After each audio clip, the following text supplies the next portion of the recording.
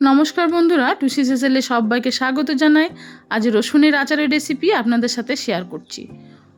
দুর্দান্ত স্বাদের রসুনের আচার বন্ধুরা, চাইলে আপনারা সঙ্গে সঙ্গে বানিয়ে খেয়ে নিতে পারবেন, আবার চাইলে আপনারা সারা বছর এই আচার সংরক্ষণ করে রাখতে পারবেন।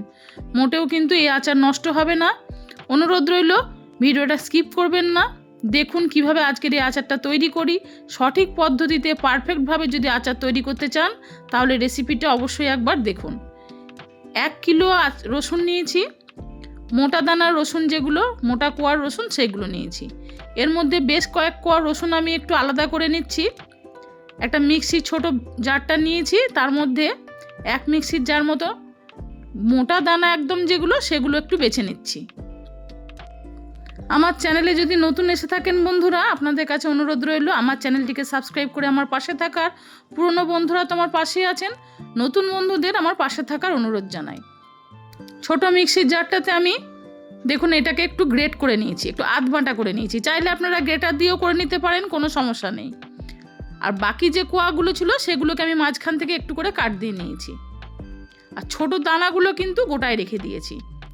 রসুনের আচারে কিছুটা কাঁচা লঙ্কা ব্যবহার করব, চাইলে করতেও পারেন নাও পারেন, তবে কাঁচা লঙ্কা দিলে আচারটা বেশ ঝাঁঝালো হবে, একটু ঝাল হবে, খেতে কিন্তু খুব ভালো লাগবে। আমি অর্ধেকটা পরিমাণ কাঁচা লঙ্কা একটু চিড়ে নিয়েছি।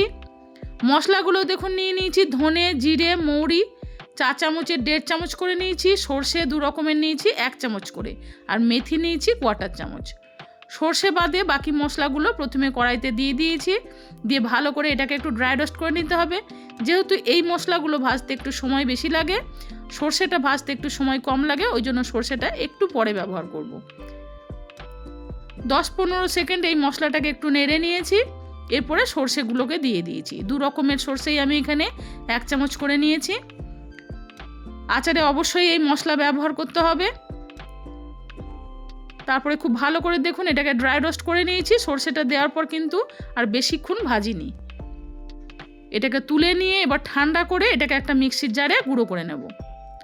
কড়াইয়ে দিয়ে দিচ্ছি, যতটা পরিমাণ আচার তৈরি করবেন সে অনুযায়ী কিন্তু সর্ষের তেল ব্যবহার করতে হবে। এখানে 1 কিলো রসুনের জন্য আমি 400 গ্রাম তেল ব্যবহার করছি, কারণ যেহেতু আচারটা সারা বছর আমি সংরক্ষণ করে রাখবো, তেলটা কিন্তু সেই হিসাব বুঝেই দিতে হবে। ভালো করে তেলটাকে হাই ফ্লেমে গরম করে নিয়ে গ্যাসের ফ্লেমটা একদম লো করে দিতে হবে। তেলটা খুব ভালোভাবে গরম হয়ে গেছে। এবারে গ্যাসের ফ্লেমটা লো করে দিয়ে তেলের মধ্যে দিয়ে দিচ্ছি রসুনগুলো। যেটা থেঁতো করে রেখেছিলাম, একটু আধবাটা করে রেখেছিলাম, সেটা কিন্তু দিইনি। যেগুলো আমি কেটে রেখেছিলাম সেই রসুনগুলোই শুধু এখন ভেজে নেব। লো হিটেই রসুনগুলোকে ভাজতে হবে, কোনো কারণেই কিন্তু হাই ফ্লেমে রসুন ভাজতে যাবেন না, তাহলে রসুন কিন্তু লাল হয়ে যাবে, সেক্ষেত্রে কিন্তু আচারের টেস্ট একদম ভালো হবে না। জাস্ট একটু রসুনের কাঁচা গন্ধটা যাতে চলে যায় সেই মতো করে কিন্তু রসুনটাকে ভাজতে হবে। সাদা রঙটা দেখুন প্রায় সাদাই রয়েছে, যখন একটু হালকা কালারটা চেঞ্জ হবে সেই সময় রসুনগুলোকে তুলে নিতে হবে। আমি অনবরত দেখুন উল্টে পাল্টে রসুনগুলোকে একটু নাড়িয়ে দিচ্ছি, যাতে তলার একটা দিক কিন্তু কোনো রকমভাবে যেন পুড়ে না যায়। সেই জন্য একদম লো হিটে রসুনগুলোকে একবার ভাজতে হবে। খুব ভালোভাবে দেখুন ভাজা হয়ে গেছে, হালকা মতো ভাজা হয়ে গেছে। এই অবস্থায় এগুলোকে তুলে নিতে হবে। রসুন যেন কোনো মতেই বাদামি রং বা লাল রং না হয়, এগুলো যেন ভেতর থেকে একটু কাঁচা থাকে, সেই অবস্থায় তুলে নিতে হবে। সব রসুনগুলোকে তুলে নিয়েছি। এবার ওই তেলেই ফোড়ন দিয়ে দিলাম 1 টিস্পুন মতো কালো জিরে। কালো জিরেটা ফোড়ন দিয়ে একবার একটু ভালো করে দেখুন নাড়িয়ে দিয়েছি। এরপরে যে রসুনটা থেঁতো করে রেখেছিলাম, সঙ্গে কাঁচা লঙ্কাগুলো চিড়ে রেখেছিলাম, সেগুলো একই সাথে তেলের মধ্যে দিয়ে দেব। এখনও কিন্তু গ্যাসের ফ্লেমটা লো টু মিডিয়ামেই রাখতে হবে। ভালো করে এবার অনবরত নাড়িয়ে যেতে হবে। যেহেতু এগুলো একটু থেঁতো করে নিয়েছিলাম রসুনটা, সেই জন্য রসুন ভাজার সময় এইগুলো কিন্তু দিইনি, তাহলে কিন্তু এগুলো বেশি ওভারকুক হয়ে যেত, পুড়ে যাওয়ার সম্ভাবনা থাকতো। সেই জন্য এগুলোকে আলাদা করেই একটু ভাজতে হবে। যখনই আপনারা বাড়িতে রসুনের আচার তৈরি করবেন, তখন গোটা রসুনের সাথে কয়েক কোয়া রসুন যদি একটু থেঁতো করে এই আচারে ব্যবহার করেন, সেক্ষেত্রে কিন্তু আচারের টেস্ট খুব ভালো হবে। আচারটা একটু গ্রেভি মতো হবে, খেতে কিন্তু দুর্দান্ত স্বাদ হবে। সেই জন্য দেখুন আমি কিছুটা রসুন একটু থেঁতো করে নিয়েছিলাম, সেটাকে আমি হালকা করে একটু ভেজে নিয়েছি। এরপরে দিয়ে দিলাম পরিমাণ মতো বিট লবণ। আচারে বিট লবণটাই ব্যবহার করবেন। সেই সঙ্গে দিয়ে দিচ্ছি এবার কাশ্মীরি লঙ্কা গুঁড়ো। ঝাল লঙ্কা গুঁড়ো আমি এখানে ব্যবহার করছি না, যেহেতু আমি ঝাল কাঁচা লঙ্কাটা দিয়েছি, কাঁচা লঙ্কাগুলো বেশ ঝাল, সেই জন্য আমি আর ঝাল লঙ্কা গুঁড়ো দিইনি, শুধু কালারের মতো কাশ্মীরি লঙ্কা গুঁড়ো দিয়েছি। পরিমাণ মতো হলুদ গুঁড়ো দিয়ে দিলাম। ভালো করে এবার এটাকে নাড়িয়ে যেতে হবে। খুব ভালোভাবে দেখুন লবণ আর লঙ্কা গুঁড়ো হলুদ দেওয়া হয়ে গেছে। এবারে যে রসুনটা আমি ভেজে রেখেছিলাম সেই ভাজা রসুনটা এবার এর মধ্যে দিয়ে ভালো করে সবগুলোকে একই সাথে এবার নাড়িয়ে যেতে হবে। রসুনের আচার অনেকেই অনেক রকমভাবে বানান বন্ধুরা, এবার এই পদ্ধতিতে বানিয়ে খেয়ে দেখবেন, স্বাদ কিন্তু ভুলবেন না। ভালো করে অনবরত এবার এটাকে নাড়িয়ে দিয়েছি বেশ কিছুক্ষণ। এবারে দিয়ে দিচ্ছি দেখুন ভিনিগার। রসুনের আচারে অবশ্যই ভিনিগার ব্যবহার করতে হবে, এতে আচার কিন্তু সারা বছর খুব ভালো থাকবে, একদম নষ্ট হবে না। হাফ কাপ মতো এখানে আমি ভিনিগার দিয়েছি। তারপর ভালো করে দেখুন নাড়িয়ে যেতে হবে। আর এই পুরো প্রসেসটা আপনাদের করতে হবে একদম লো টু মিডিয়াম হিটে, কোনো মতে হাই ফ্লেমে রসুনের আচার বানাবেন না। দিয়ে দিলাম এবার আমচুর পাউডার। আমচুর পাউডারটা দিলে আচারটা বেশ একটু টকটক হবে,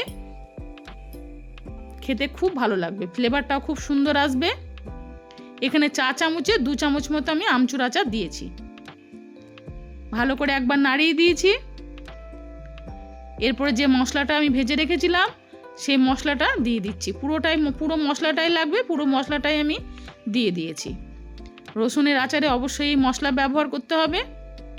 মশলাটা দেওয়ার পরে ভালো করে আবারও একবার উল্টে পাল্টে এটাকে নাড়িয়ে দিতে হবে। লো হিটে আচারটা যদি বানান বন্ধুরা, তাহলে আচার যেমন তলার থেকে ধরবে না, পুড়েও যাবে না, অথচ প্রত্যেকটা রসুন দেখুন যেগুলো গোটা আমি ব্যবহার করেছি সেগুলো কিন্তু গোটা রয়েছে, একটাও গলে যাবে না, অথচ ভেতর থেকে কিন্তু খুব নরম হয়ে যাবে। অসাধারণ স্বাদ হবে। লুচি রুটি পরোটার সাথে তো ভালো লাগে, ভাতের সাথে এই আচার কিন্তু দারুণ লাগে। যে কোনো সিজনে আপনারা এই আচার বানিয়ে নিতে পারেন। শীতকালে তো এই আচার খেতে খুবই ভালো লাগে বন্ধুরা।